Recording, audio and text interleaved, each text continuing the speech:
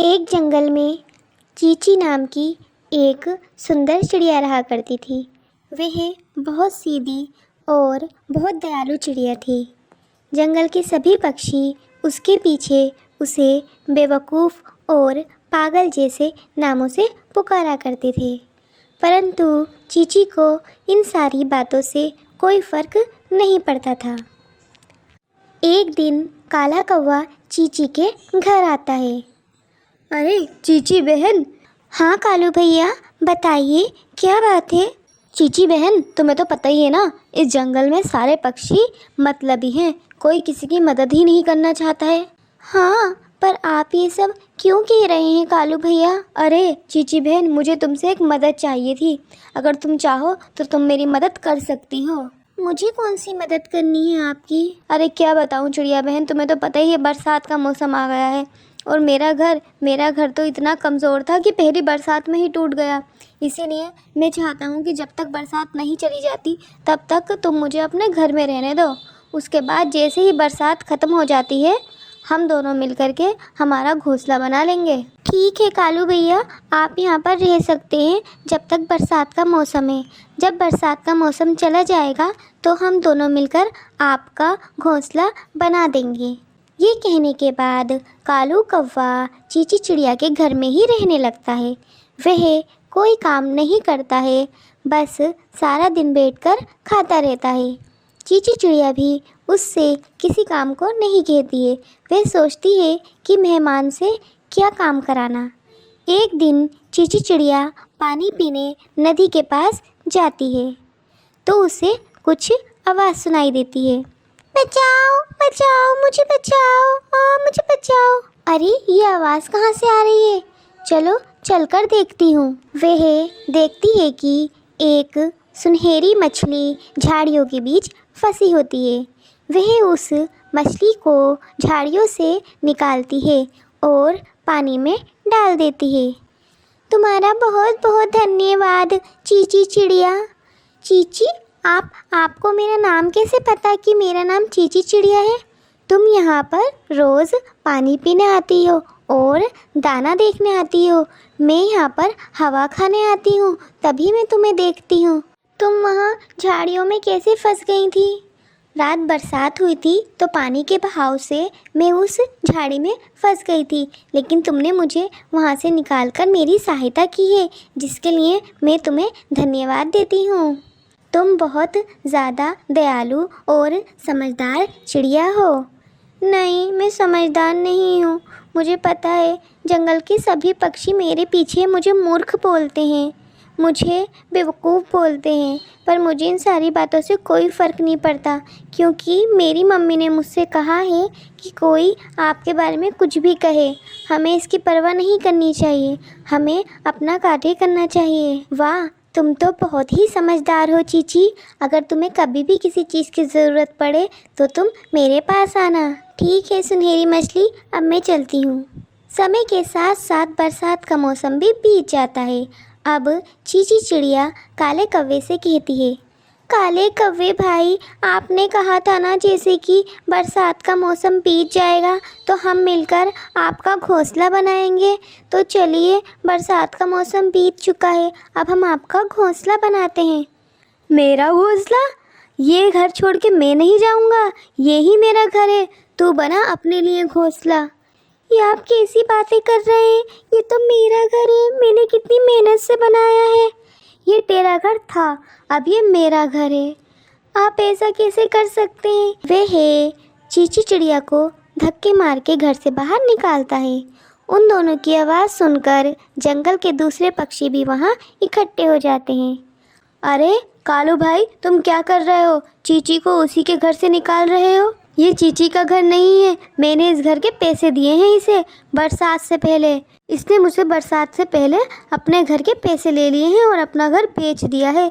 मैंने इसे तरस खा के इस घर में रहने दिया कि चलो बरसात निकल जाएगी तो ये चली जाएगी, लेकिन ये तो मेरे घर पर हक जताने लगी, मेरे घर से निकल ही नहीं रही है। ये आप कैसी बातें कर रहे हैं कालू भैया? आपने कब मुझे पैसे दिए और मैंने कब अपना घर बेचा? चींची चिड़िया, जब तुमने अपना घर बेच दिया है तो तुम्हें इस घर में नहीं रहना चाहिए। हमें तुमसे ऐसी उम्मीद नहीं थी। बेचारी चींची चिड़िया कुछ नहीं कहती और नदी के पास आकर बैठ जाती है। वह रोने लगती है। उसकी आवाज़ सुनकर सुनहरी मछली उसके पास आती है। अरे चीची, तुम्हें क्या हुआ? तुम रो क्यों रही हो? रो नहीं तो क्या करूं? मैं दयालु हूँ। मैं किसी पर भी बहुत जल्दी भरोसा कर लेती हूँ, इसीलिए पंछी मेरा फ़ायदा उठाते हैं, जैसे कालू भैया ने उठाया। उन्होंने मुझसे कहा कि वे बरसात तक मेरे घर में रहेंगे, उसके बाद उनका घोंसला बनाएंगे हम, लेकिन अब उन्होंने मेरा ही घर छीन लिया और मुझे घर से बाहर निकाल दिया। तुम फिक्र मत करो, मैं तुम्हारे लिए इस बरगद के पेड़ पर घर बना देती हूँ। सुनहरी चिड़िया जादू से चीची चिड़िया के लिए घर बना देती है।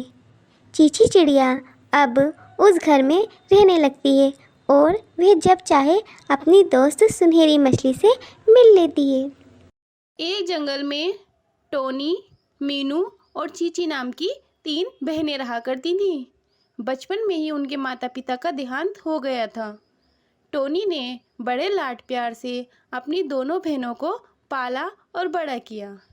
एक दिन टोनी अपनी दोनों बहनों से कहती है, चीची और मीनू, तुम्हें तो पता है ना कि हमारा घर कितना ख़राब हो गया है, पूरा टूट चुका है और हमारे पास इतने भी पैसे नहीं हैं कि हम अपना घर सही करा सकें।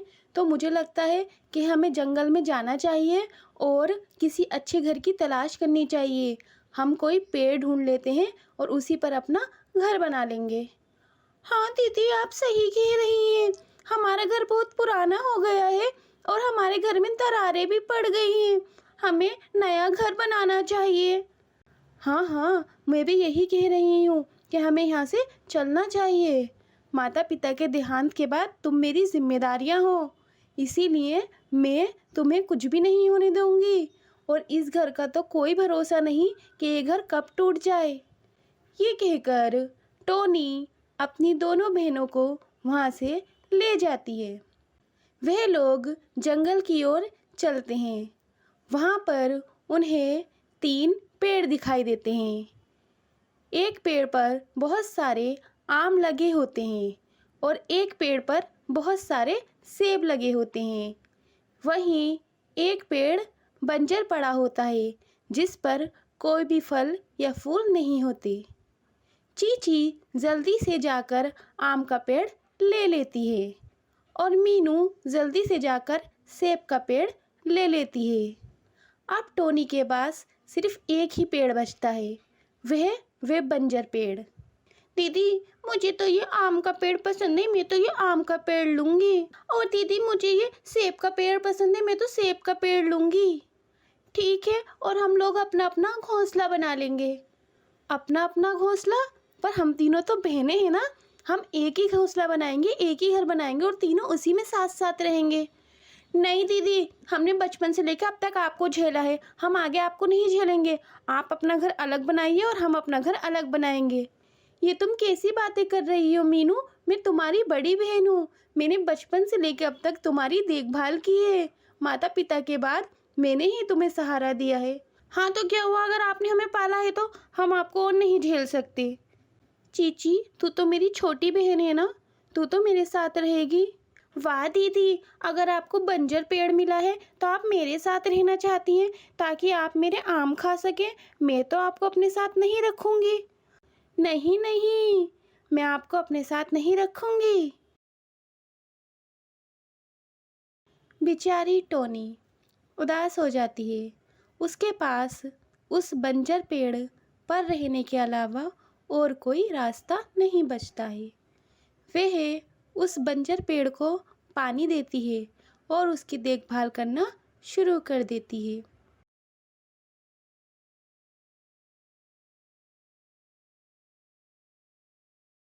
अरे दीदी, आप इस बंजर पेड़ को क्यों पानी दे रही हैं? इसमें से कोई फल फूल नहीं आने वाले हैं। आप इस जंगल से चले जाइए और कहीं और जाकर अपना बसेरा ढूंढ लीजिए। नहीं मीनू, मैं कहीं नहीं जाऊंगी। मैंने माता पिता से प्रॉमिस किया था कि मैं तुम दोनों का ध्यान रखूंगी। तुम दोनों को छोड़कर मैं कहीं नहीं जाऊंगी। अगर मुझे इस बंजर पेड़ पर रहना पड़ा तो मैं वह भी रहूंगी, लेकिन मैं तुम दोनों को छोड़कर नहीं जाऊंगी।